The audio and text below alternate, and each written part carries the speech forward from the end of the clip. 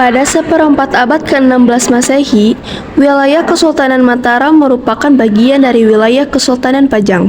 Statusnya sebagai kadipaten dengan penguasanya yaitu Ki Ageng Pamanahan. Setelah Panembahan Senapati berkuasa di Kadipaten Mataram, ia memisahkan wilayahnya dari Kesultanan Pajang dan mendirikan Kesultanan Mataram. Pajang terletak di kota Surakarta saat ini, dan Mataram awalnya adalah vasal dari Pajang. Pasca kekuasaan Susuhunan, Hanyokroowati Mataram mencapai puncak keemasannya ketika dipimpin oleh Sultan Agung Hanyokrokusumo hingga tahun 1646.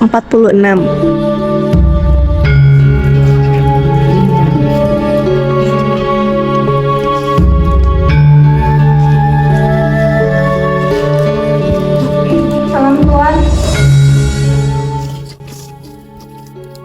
Ada utusan dari VOC yang ingin bertemu dengan Tuan. Apa? Utusan VOC? Ada perlu apa orang-orang licik itu datang kemari? Prajurit, apakah kau tahu apa tujuan mereka datang kemari? Maaf Tuan, saya tidak tahu. Segeralah bawakan dia kemari dengan rasa hormat. Baik Tuan.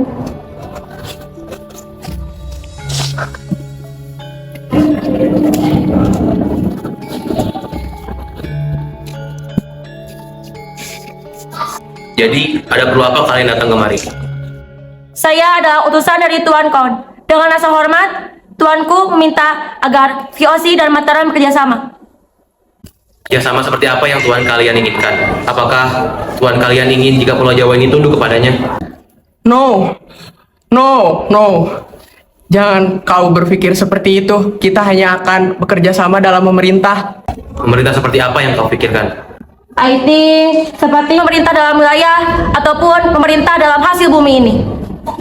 Jangan terima tawaran mereka, Kakanda. Mereka adalah orang licik yang tidak dapat dipercaya. Kau benar, Adinda.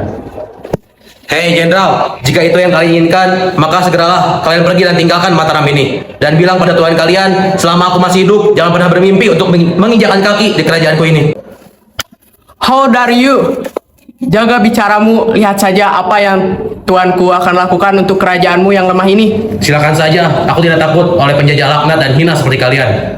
Prajurit, bawa mereka pergi, cepat! 1632, Sultan Agung mengirimkan kembali 1.000 prajurit beserta keluarganya ke Karawang untuk membangun lumbung beras atau pusat logistik. Namun, saat merencanakan itu semua, ada seorang suruhan VOC yang menyamar untuk memata-matai mereka.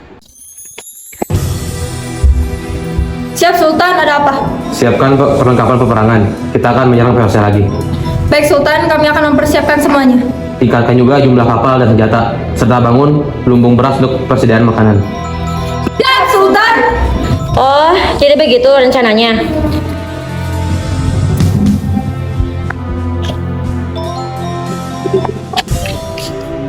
Permisi Tuan, kami punya berita penting. Mataram sedang mempersiapkan penyerangan yang ditunjukkan kepada kita Tuan.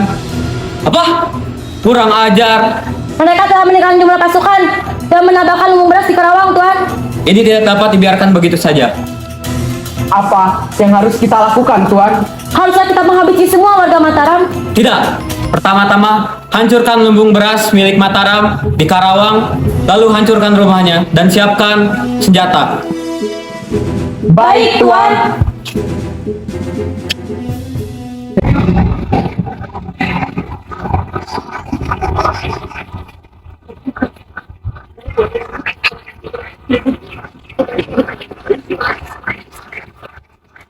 Ibu, ini sampingnya bagus banget. Berapaan ya? Ini harganya 5 koin, murah loh. Tapi saya cuma punya 3 koin, Bu. Gak bisa, harus 5 koin. Tapi Bu, saya cuma punya segini. Gak apa-apa ya? Tuh gak apa-apa. Tapi 2 koinnya nanti dibayar ya. Hei rakyat pribumi, nyahlah kau semua akan mati.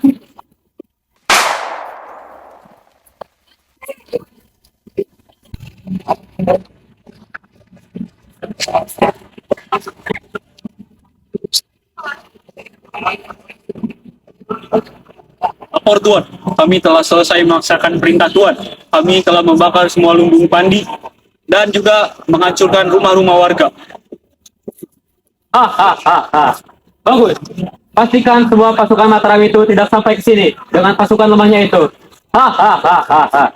Siap, baik Tuan.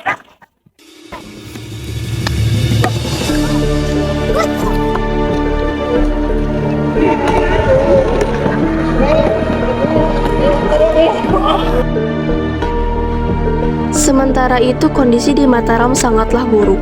Mataram lalu melakukan penyerangan terhadap VOC dan menuju ke Batavia, tetapi penyerangan itu gagal. Sultan, apa yang harus kita lakukan? Kita sudah kalah. Kita masih belum kalah. Masih ada harapan.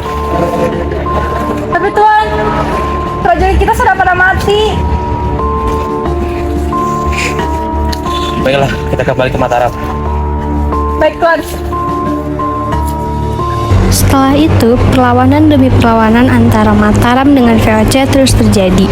Banyak daerah-daerah Mataram yang melakukan pemberontakan ingin cepat merdeka.